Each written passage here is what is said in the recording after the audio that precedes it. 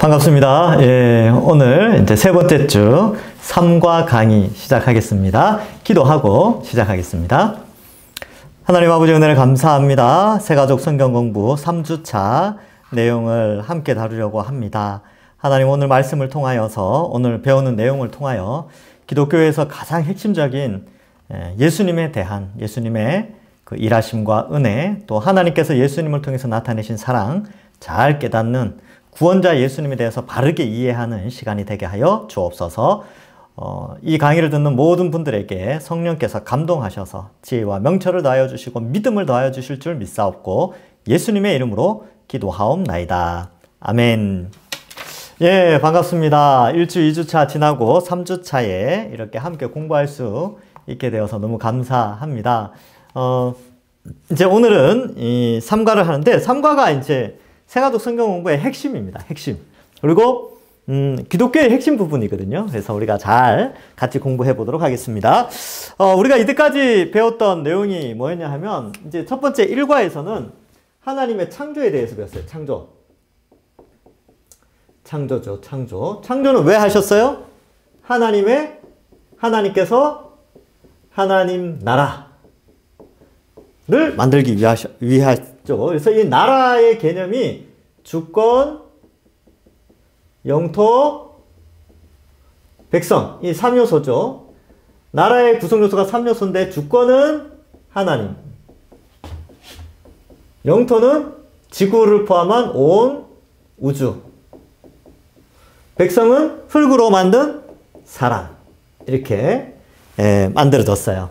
그래서 이 하나님께서는 사람을 통하여 또 온 우주 만물을 통하여 주권자인 하나님의 영광을 드러내고 높임 받으시기 위하여 온 우주를 창조하시는데 그 목적은 하나님 나라를 위해서다. 요거 1과에서 배웠고요. 2과에서는 이제 타락에 대해서 배웠어요. 타락. 흔히 이것을 이제 죄라는 것인데 이 죄는 무슨 죄냐 하면 반역죄예요. 반역죄 혹은 역적죄라고 하는데 여러분 이 나라 개념이 네이션이라는 단어를 쓰지 않고 킹덤이라는 단어를 쓴다고 했죠. 킹, 왕이죠. 왕이 다스리는 나라, 킹덤. 예, 킹덤에서 반역과 역적죄는 죽음이죠. 뭐 조선시대 때도 그 조선의 왕들 반역하면 어떻게 됩니까? 역적죄는 다 죽잖아요. 모반죄 이런 건 다 죽는 거예요. 그래서 사람이 주권자인 하나님에 대해서 역적죄를 지었죠. 그래서 사람에게 죽음이 오게 됩니다. 지옥의 형벌이 또 오게 되지요.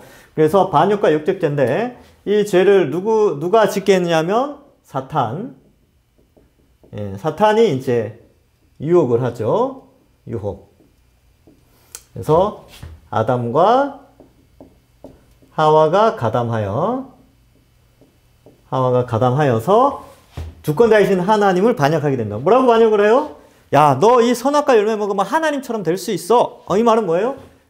너는 백성이지만 주권자처럼 될 수 있다니까. 네가 주권자가 될 수 있어. 에덴의 주인이 네가 될 수 있다니까. 이렇게 이제 꼬신 거죠. 그래서 유혹을 해서 아담과 하와가 반역을 일으키는데 하나님 다 알고 계시죠. 그래서 다 벌을 받게 되는 것입니다. 그런데 하나님이 이렇게 역적죄로 인간이 죽어가는 것, 멸망에 이르는 것을 원하지 않으셨어요. 슬퍼하셨죠. 여러분, 이 하나님의 형상으로 만들었잖아요. 자식이죠, 자식. 그러니까 자녀들 딱 태어나면 어때요? 부모의 형상을 닮아서 태어나잖아요. 마찬가지로 하나님도 인간을 만드셨을 때 하나님의 형상대로 만드셨어요. 근데 그 형상대로 만든 인간이 하나님 반역해서 막 이제 죽고 지옥 가고 이거 하나님 기뻐하실까요? 기뻐하지 않으세요. 그래서 어떻게 하느냐? 이 역적죄, 반역죄의 결과로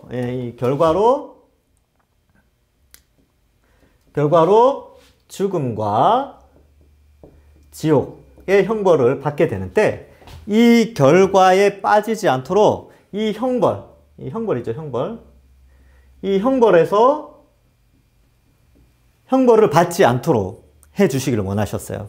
그래서 이 형벌에서 면제되어지는 걸 뭐라고 하느냐 하면 이걸 구원이라고 합니다. 그러니까 구원은 어떤 특징이 있냐면 이것과 이것의 반대 개념이 있어요. 그래서 죽음 대신에 영원히 사는 것, 흔히 영생이라고 하고요. 지옥 대신에 천국이라고 표현을 하죠. 그래서 천국에서 육체로 영원히 사는 구원을 우리에게 허락하신다는 것이죠. 이게 뭐냐면 하나님의 구원 계획. 그럼 이게 어떻게 이루어지는가? 이 결과물이 어떻게 우리에게 주어지는가? 그 과정에 대해서, 그리고 이 구원의 사건을 일으키기 위해서 인류 역사 속에 하나님은 어떻게 개입하셔서 우리에게 구원의 은혜를 주시는가? 이게 이제 오늘 핵심 내용이죠. 한번 봅시다. 예수님은 하나님이 보내신 유일한 구원자입니다. 자, 구원자가 뭐라고요? 이 구원, 영생과 천국을 허락하시는 유일한 방법, 구원자, 그분이 예수님이다. 왜 그럴까요? 왜?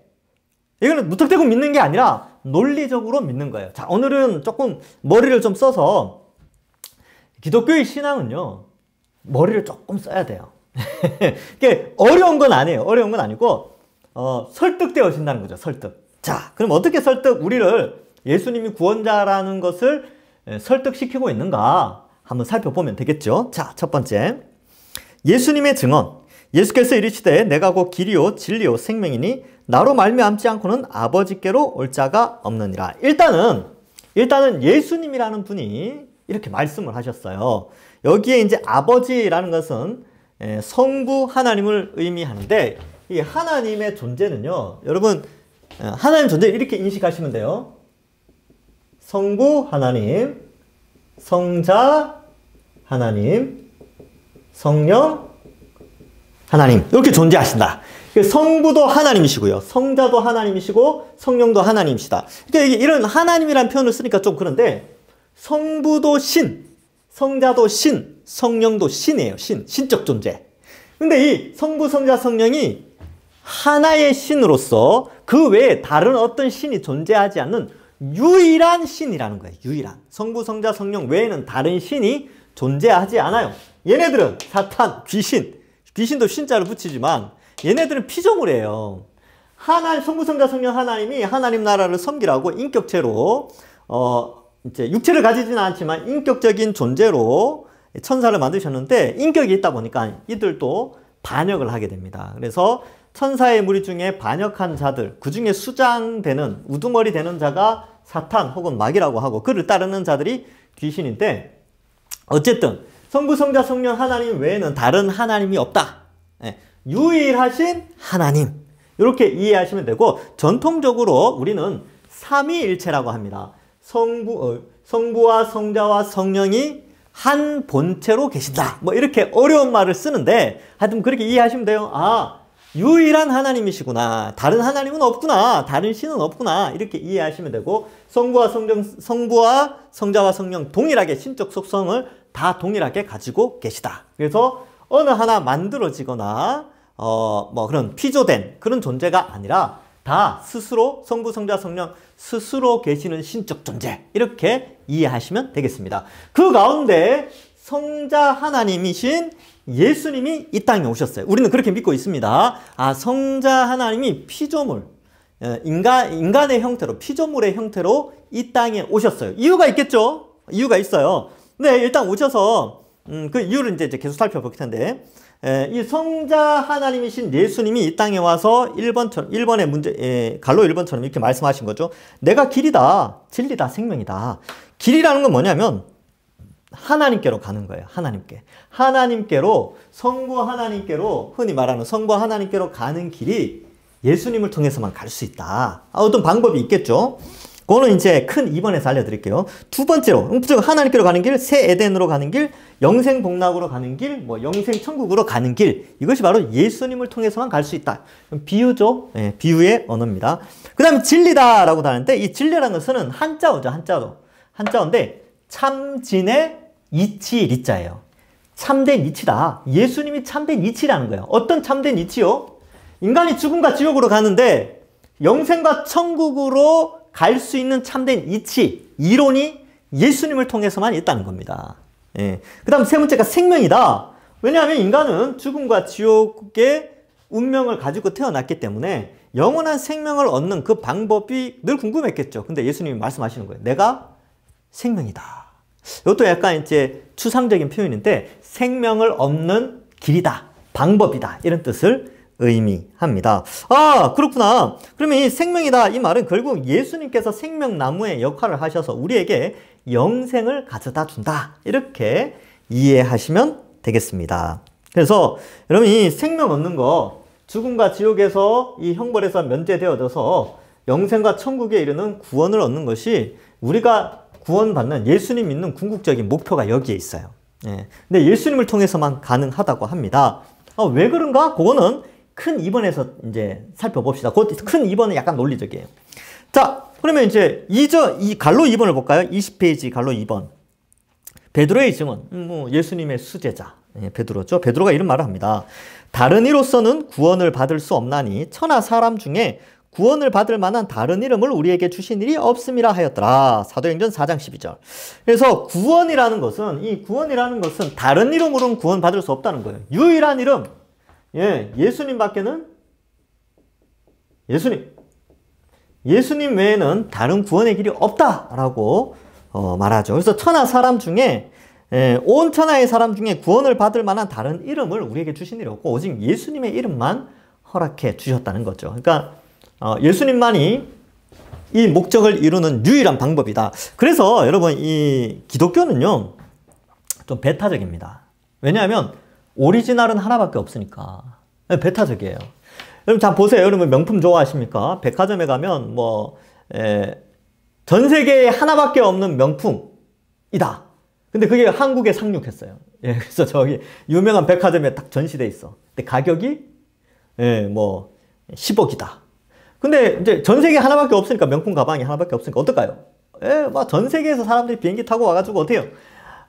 며칠 전부터 줄 서서 그거 사려고 기다리고 있는 거야. 그죠? 왜? 오리지널은 하나니까. 그것만 있으면 그거의 가치를 아니까.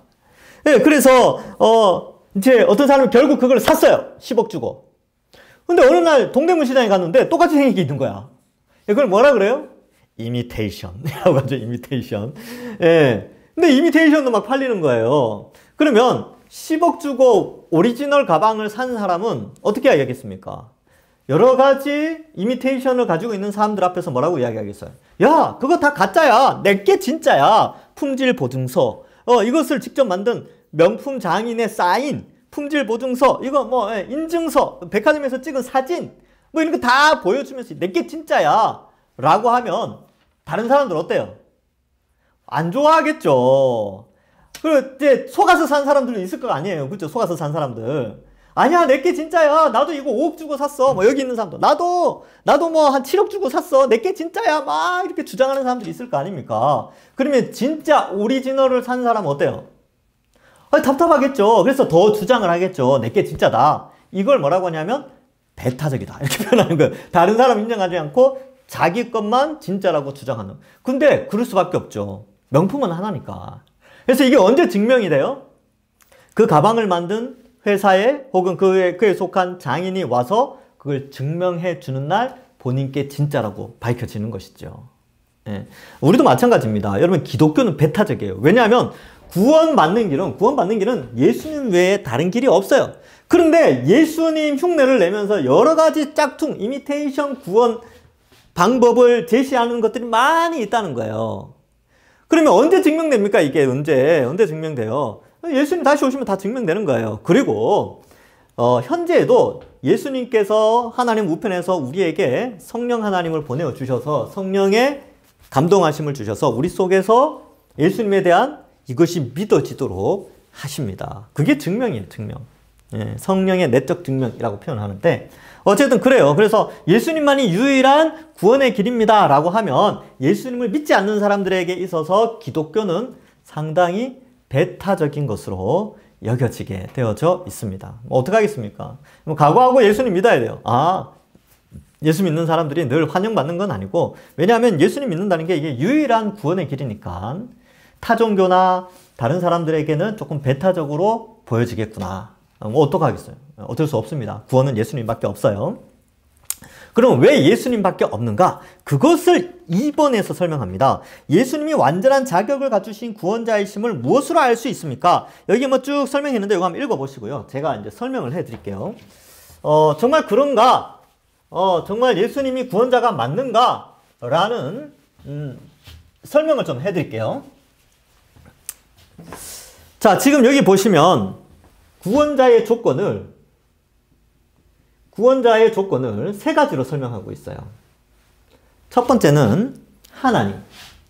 그죠? 2번에 1번 하나님이어야 된다라고 되어 있고, 2번에 2번은 그는 사람이다 라고 되어 있죠. 사람. 세 번째는 죄가 없다. 죄 없음. 이걸 이제 흔히 의인이라고 하죠. 의인. 이 조건이 되어야 된다는 거예요. 근데 왜 이 조건이 되어야지 구원자가 되느냐? 자, 들어보세요. 이게 이제 논리적인 생각이에요. 구원자가 하나님일 때 어떤 일이 벌어지냐 하면, 시간, 공간을 초월해서 사람 구원 가능. 그죠? 예. 구원자라는 존재가 일단은 신적 존재여야 돼요. 하나님이어야 됩니다. 그래야 시간, 과거, 뭐 200년 전, 500년 전, 1000년 전, 2000년 전, 3000년 전, 아니면 1000년 후, 2000년 후, 3000년 후에 그 시간을 뛰어넘어서 구원자의 효력을 발생해요. 그죠? 그 효력. 그리고 공간 뛰어넘어가야죠. 왜냐하면 뭐 아프리카나 이스라엘이나 유럽이나 아시아나 아메리카 대륙이나 이쪽의 공간에 속한 사람들도 다 구원을 해야 될 거 아닙니까? 진짜 구원자라면. 그러니까 공간과 시간을 초월해서 구원의 효력을 나타내려면 그 구원자는 하나님이어야 돼요. 신적 존재여야 됩니다. 네, 첫 번째. 그래서 이렇고, 두 번째로는 사람이어야 돼요. 왜 사람이어야 되냐면 우리가 받는 형벌이 뭐라고요? 형벌이 죽음과 지옥의 고통이죠. 그러면 하나님이 구원하시는 방식이 뭐냐 하면 형벌을 대신하는 거예요. 형벌 대신. 근데 이걸 좀 어려운 말로 형벌 대속이라고 해요. 대속. 대신 속한다. 형벌 대속. 그러면 대신 형벌을 받는다라는 뜻인데, 형벌이 뭐예요? 죽음과 지옥의 고통이죠. 죽음과 지옥의 고통은 이 조건, 이 형벌을 대신 받기 위해서는 죽을 수 있는 존재여야 되고요. 지옥의 고통을 알 수 있는 존재여야 됩니다. 근데 신은 죽을 수 있어요, 없어요? 신은 못 죽죠. 신인데. 그러니까 죽을 수 있는 존재, 죽음과 지옥의 고통을 느낄 수 있는 존재인 사람이어야 돼요. 그래서 구원자의 조건은 인간의 형벌을 대신하기 위하여 사람이어야 된다. 즉 형벌, 죽음, 지옥, 고통을 형벌 대속을 위해서, 예, 형벌 대속을 위해서 좀 진하게 씁시다.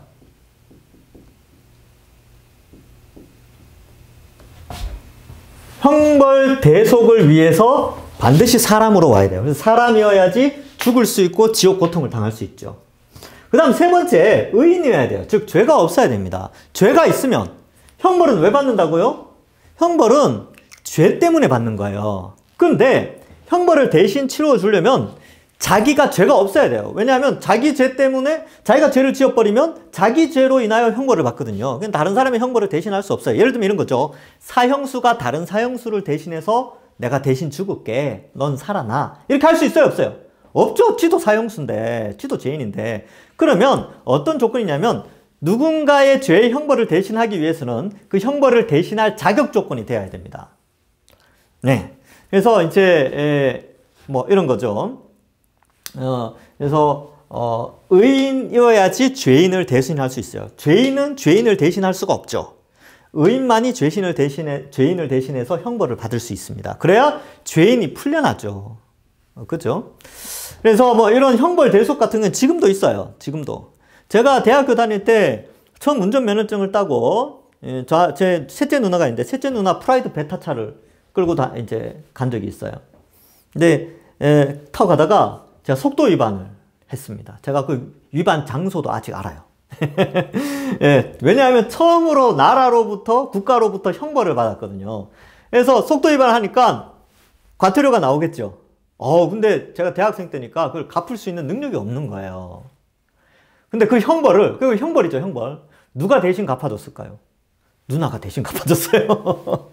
그게 뭐예요? 형벌 대속이에요. 내가 반드시 받아야 될 형벌을 누군가가 자격을 갖춘 자가 대신 형벌을 받아주면 저는 형벌을 더 이상 갚을 필요가 없는 거예요. 누나가 대신 제 과태료를 내줬기 때문에 저는 그 뒤로 과태료를 내지 않았어요. 낼 필요가 없죠. 왜? 형벌이 면제됐으니까. 똑같습니다. 우리가 하나님께 역적죄를 지었잖아요. 반역죄를 지어서 죽음과 지옥의 형벌을 받아야 되는데 이 형벌을 대신하려면 죄가 없어야 돼요. 그래서 죄 없음, 의인이어야 됩니다. 의인이어야지 어때요? 죄인의 형벌을 대신 할 수 있음. 이렇게 되는 거예요. 자, 그래서 요 세 가지 조건이 갖추어질 때 구원자가 되는 것이죠. 그러니까 예수님이 어때요? 예수님은 하나님이세요. 성자 하나님. 근데 그 성자 하나님이 어때요? 네, 아기 예수님으로 오셨잖아요. 완벽한 인간으로 이 땅에 오셨어요. 이 땅에 오셔서 죄를 짓지 않으셨어요.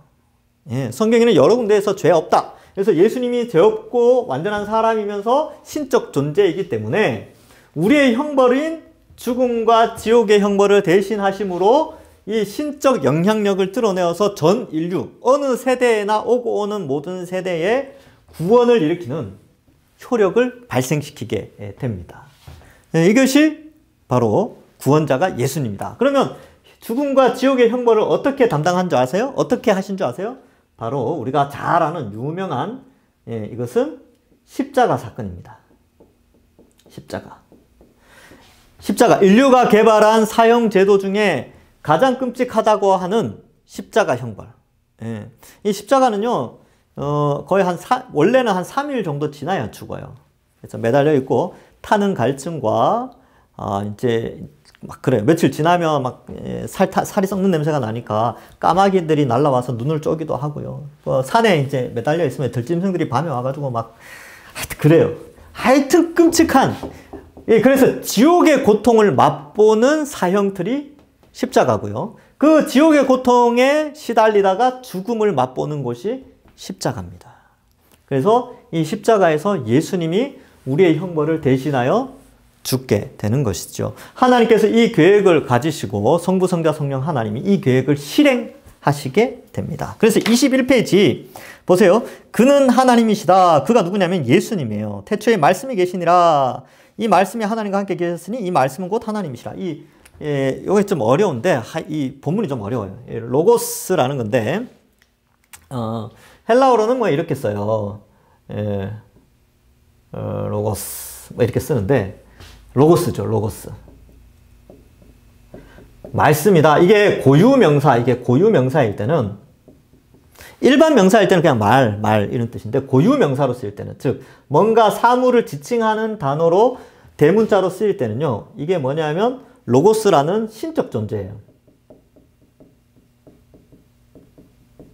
그래서 헬라인들이 이해할 때는 로고스 그러면 헬라인들이 당시에 다 알았어요. 말씀? 로고스 알지. 그거 신적 존재잖아. 온 인류의 질서를 잡는 그 어떤 위대한 힘. 이렇게 이해를 하고 있었어요. 근데 그 로고스가 육체를 가지고 이 땅에 오셨다. 사도 요한이 그렇게 이야기해요. 그분이 바로 예수님이야. 너희들이 생각하던 그 신적 존재가 이 땅에 인간의 형태로 오셨다니까.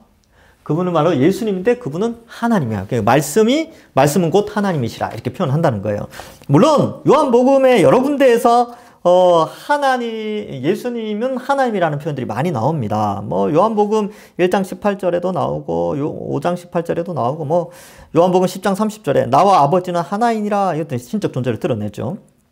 로마서 9장 5절에도 조상들도 그들 것이요 육신으로 하면 그리스도가 그들에게 나셨으니 그는 만물 위에 계셔서 세세에 찬양받으실 하나님이시라. 이렇게까지 이야기를 합니다. 디도서 2장 13절에도 복스러운 소망과 우리의 크신 하나님 구주 예수 그리스도. 성경 곳곳에서 예수님을 하나님으로 묘사를 하고 있습니다. 그래서 예수님은 하나님이세요.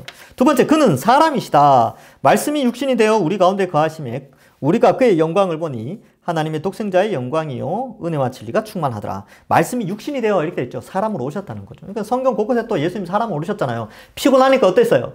배에서 주무시고, 배고프니까 생선 드시고, 예, 또 나사로가 죽으니까 어땠어요? 너무 슬픈 거죠. 아끼는 사람이었는데. 그러니까 눈물 흘리시고 완전한 사람으로서 이 땅에서 사셨습니다. 자, 그 다음에 그러나 죄는 없습니다.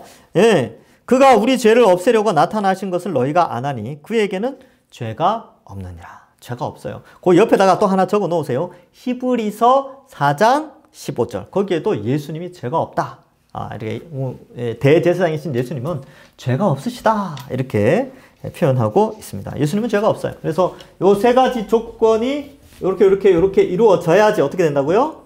구원자의 자격을 갖추게 되죠. 그러면 이 구원자의 자격을 갖춘 분은 이 세상 그 어떤 종교들 많지만 예수님 외에는 이 조건을 갖춘 자가 없어요. 예. 뭐 이런 종교 저런 종교 막 이야기 하잖아요. 근데 이 구원자의 조건을 갖춘 종교는 없습니다. 오직 예수님 외에는 없어요. 그래서 예수님만이 유일한 구원자시다라고 말할 수밖에 없죠. 좀 우리가 이해를 해야 되겠죠. 자, 그 다음 예수님은 우리를 구원하기 위해 어떻게 하셨습니까? 십자가에서 죽으셨어요. 왜요? 형벌을 대신하기 위하여. 자, 봅시다. 십자가의 죽음.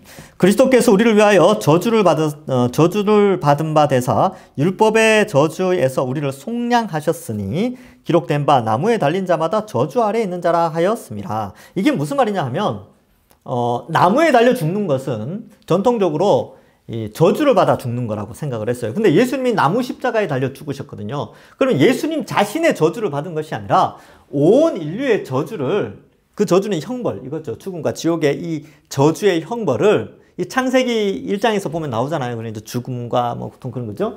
이런 형벌을 예수님이 대신 짊어지시고 자신이 저주받아 죽는다는 것을 십자가에서 보여준 거예요. 율법을 이루신 거죠. 그래서 자신의 죄 때문에 죽는 것이 아니라 온 인류의 죄의 형벌을 짊어지시고 본인이 십자가에서 죽으심으로 저주를 받으신 겁니다. 저주를 대신 받으신 거죠. 예. 그래서 십자가에서 죽으셨다. 이게 이제 첫 번째, 우리의 구원을 위하여서 애썼다는 거죠. 두 번째, 부활의 승리. 예수는 우리가 범죄한 것 때문에 내줌이 되고 또한 우리를 의롭다 하시기 위하여 살아나셨느니라. 자, 그래서 예수님이 십자가에 달려 죽으심으로 형벌 대속이 이루어졌는데 이 십자가에 달리신 구원자 예수님, 이 예수님을 믿으면 어떻게 되냐면 예수님과 연합을 하게 됩니다. 예수님과 연합하게 되어서 어떤 일이 벌어지느냐. 자, 요거 다 쓰셨죠? 안 쓰신 분은 요걸 뭐 캡처를 하시든지 그렇게 하시면 되고요. 예수님과 연합한 자는 어떤 일이 벌어지느냐. 이제 구원을 위해서 첫 번째는 십자가 사건이 일어났고요. 두 번째는 부활 사건이 일어납니다. 자,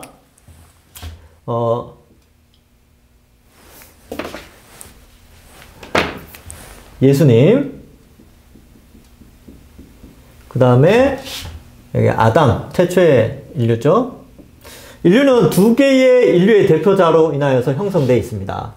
그래서 아담 아래에 있는 인류와 예수님 아래에 있는 인류가 있는데 우리는 원래 여기 다 아담에 속해 있었어요. 나라는 존재가. 그래서 아담으로부터 죄를 물려받아서 죄를 짓고 형벌을 받게 됐죠. 형벌. 이 형벌이 뭐라고요? 지옥, 그 다음에 죽음과 지옥이죠. 근데 예수님은 유일한 의인이시죠. 의인이라고 배웠죠. 그래서 여기에 누군가 나라는 존재가 있다면 이제 의를 행할 수 있게 되고요. 그 결과로 어떻게 돼요? 예, 의인으로서 지옥이 아니라 천국, 영생, 죽음이 아니라 영생, 천국, 뭐 천국, 복락, 뭐 이렇게 표현할 수 있는데, 이렇게 되는 거예요. 그러면 구원이라는 것은 이쪽으로 이동하는 거거든요. 이동하는 건데, 요 이동하려면 어떻게 되냐면 예수님을 믿을 때 믿음으로 이동하게 되고요. 뭘 믿느냐 하면 믿음 어떻게 생기냐면 들을 때 들음. 뭔가를 들어요. 뭘 듣느냐? 예수님의 말씀. 예수님과 관련된 말씀 뭐 이렇게 이해하시면 돼요. 그래서 복음이 이제 십자가 복음을 들을 때에 믿어져서 이쪽으로 이동하게 됩니다. 그런데 이 예수님이 우리를 대신해서 십자가에서 죽으셨다 그랬죠. 십자가. 그런데 또 부활을 하셨어요. 부활. 근데 이 부활의 조건이 뭐냐? 부활의 조건은 의인만이 부활할 수 있어요. 의인만이 부활하는데 왜 그러냐면 하나님이 죄 지은 자들은 죽음에 이르지만 죄를 안 지으면 영원히 살도록 인간을 만드셨거든요. 근데 예수님은 죄가 있다고요? 없다고요? 없죠. 죄가 없는데 대신 죽었잖아요. 그러면 하나님의 약속상 예수님은 죄 없이 죽었기 때문에 다시 살아나야 돼요. 부활해야지. 이 부활하셨다는 것은 예수님이 의인이라는 것에 대한 증명이에요. 그리고 또한 의인은 예수님처럼 부활하신다라는 예고와 같습니다. 그래서 우리가 이쪽으로 넘어가면 예수님을 믿으면 예수님의 의가 우리에게 전달되어진대요. 이건 내가 주장하는 게 아니고 성경에 우리가 예수님 믿을 때 예수님의 의가 우리에게 전달되어져서 우리가 의인이 되어 천국에서 영생을 하게 되는데 이 의인의 자격이 영생의 자격과 같습니다. 어떻게 해요? 근데 영원히 사는데 이것이 영혼으로 영원히 사는 게 아니라 이 영생은 육체로 영원히 사는 거예요. 육체로 영원히 사는 거예요. 그래서 이 예수님이 육체로 부활하신 것처럼 우리도 육체로 부활하여 영생에 이르러 구원을 받게 해준다. 이것이 바로 구원의 완성입니다. 그래서 이 부활은 언제 이루어지냐면요. 지금은 아니고 예수님이 이 땅에 재림한다고 다시 오신다고 약속하셨거든요. 그때 되면 예수님 믿는 모든 사람들이 다 영원히 사는 몸으로 변화가 됩니다. 이 땅에 사는 사람들은. 그럼 예수님이 다 죽은 사람들은요. 지금 영혼으로 있거든요. 영혼으로 있다가 예수님이 이 땅에 재림하실 때 그 영혼들이 예수님과 함께 이 지구상에 같이 내려와요. 내려오면서 영혼으로 내려오면 지구상에서 살 수 있어요? 없어요? 못 살죠? 지구상에서 살려면 반드시 육체를 가져야 되거든요. 그래서 그 영혼들이 다시 육체를 가지고 이 변화된 새하늘과 새 땅으로 바뀐 이 지구상에서 영원히 영생 천국 복락을 누리며 살게 됩니다. 그래서 예수님 다시 오실 때 이 땅이 새하늘과 새 땅으로 옛날 에덴 동산보다 더 좋은 곳으로 변화된다고 약속을 하셨어요. 그래서 우리가 예수님 믿는 목적이 여기 있어요. 뭐 약간 동화처럼 들리십니까? 예, 근데 이 진짜인데. 오리지널은 하나라 그랬잖아요. 이 진짜예요, 진짜. 예, 이런 논리적으로 좀 구성되어져 있습니다. 그래서 부활 승리하셨죠. 우리의 구원을 위해서 그렇게 하셨어요. 예, 첫 번째 십자가에서 죽음, 이건 형벌 대속하는 거고, 두 번째 부활 승리, 이것은 천국의 영생과 복락을 위해서 부활 승리하셨고요. 승천의 영광, 주 예수께서 말씀하신 후에 하늘로 올려지사 하나님 우편에 계시니라. 성령을 보내어 주신다. 하나님 우편에 계셔서 성령 하나님을 보내어 주셔서 하나님 택하신 백성들에게 성령을 통하여서 예수님을 믿게 해요. 성령을 보내주심, 그 밑에 적어 놓으세요. 뭐라고 정리하면, 우리의 지성, 감정, 의지를 변화시켜 복음을 믿게 함. 그렇게 쓰세요. 예. 성령 하나님 우편에서 성령을 보내주시는데 성령의 역할은 우리에게 오셔서 우리의 지, 정, 의 변화를 일으켜요. 변화. 원래 우리 스스로는 지성을 활용해서 예수님의 십자가 부활 이 복음, 이 복된 소식을 믿을 수 있는 존재가 아니에요, 우리는. 그런데 성령이 우리 속에 오셔서 우리의 지성을 변화시켜서 이게 믿어지도록 하십니다. 감정적으로 동의하게 하고요. 의지적으로 성경대로 살 수 있도록 인도해 주십니다. 이걸 전인격이라고 하는데 성령이 전인격적으로 우리를 변화시켜 성도로서 살아갈 수 있도록 인도해 주시는 거예요. 내 노력으로 사는 것 같은데 사실은 내가 그렇게 노력할 수 있도록 우리 속에 성령이 계셔서 그렇게 하신대요. 예, 놀랍죠. 예. 자, 볼까요? 그래서 성령을 보내어 주시고요. 그다음 중보기도 해 주심. 예수님께서 하나님 우편에서 우리를 위하여 기도해 주신대요. 우리의 앞길의 선함을 위하여서. 그리고 재림을 준비하신다. 23페이지. 예수님이 재림을 준비하신대요.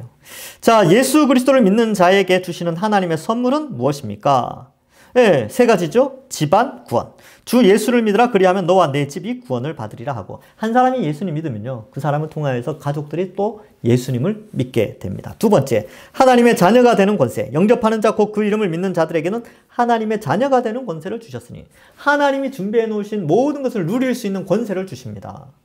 예, 이 온 우주의 주인이 누구라고요? 하나님이잖아요. 근데 그의 자녀로서 모든 혜택을 누릴 수 있도록 앞으로 이제 천국에서 영생하면서 천국에서 모든 걸 누릴 수 있도록 혜택을 주시고 이 땅에서 살아가면서 하나님을 아버지로 부르면서 살아가면서 또 여러 가지 복된 것들을 우리에게 허락해 주십니다. 신앙생활 하면서 하나님 주시는 복들을 많이 누려요. 그런 복이 있습니다. 그러니까 우리 새가족 여러분들 그렇구나. 기대하십시오. 하나님 잘 믿을 때 내게 주시는 복이 뭘까? 여기 하나님의 자녀가 되는 권세, 복을 주셨어요. 이거 이제 점점 이제 알아가면 되고요. 영생을 얻음. 진실로 진실로 너희에게 이르노니 믿는 자는 영생을 가졌나니 과거형을 쓰죠. 앞으로 영생이 이루어질 건데 왜 영생을 얻었다라고 하냐 하면 미래에 워낙 예수님 믿는 자는 확실하게 영생을 허락하시기 때문에 이 성경에 고유한 문법 중에 미래의 일이 명확하면 현재에 아직 일어나지 않았지만 과거형으로 써버리는 거예요. 문장을. 그래서 너희는 이미 영생을 얻었다! 이 표현 속에 앞으로 예수님 재림하면 완전한 영생이 주어지는데 이미 얻은 거나 마찬가지다. 이것을 말씀하고 있습니다. 우리는 이미 영생을 얻은 것이지요. 오늘은 여기까지 하겠습니다. 예수님만이 유일한 구원자십니다. 그래서 이 예수님만을 의지하시고 예수님 잘 믿고요. 그래서 기독교의 핵심이 오늘 배웠던 내용들에 다 들어가 있습니다. 그래서 예수님 믿는구나.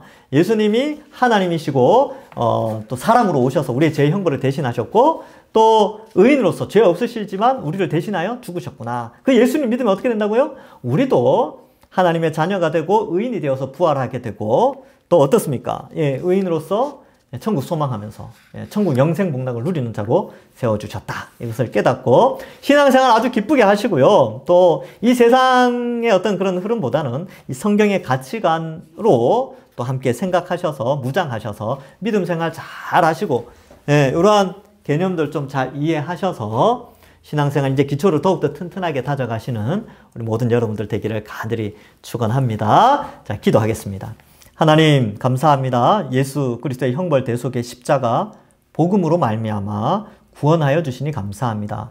천국의 영생 복락 바라보면서 우리가 이 세상 비록 힘들고 어렵지만 이 믿음 흔들리지 않고 예수님 잘 믿는 우리 모든 주의 백성들 될 수 있도록 축복하여 주옵소서. 성경을 알아가는 재미 또 하나님의 뜻을 알아가는 그런 기쁨이 우리 모든 주의 백성들 가운데 있게 하시고 우리의 믿음도 더욱더 견고해질 수 있도록 인도하여 주옵소서. 감사드리옵고 예수님의 이름으로 기도하옵나이다.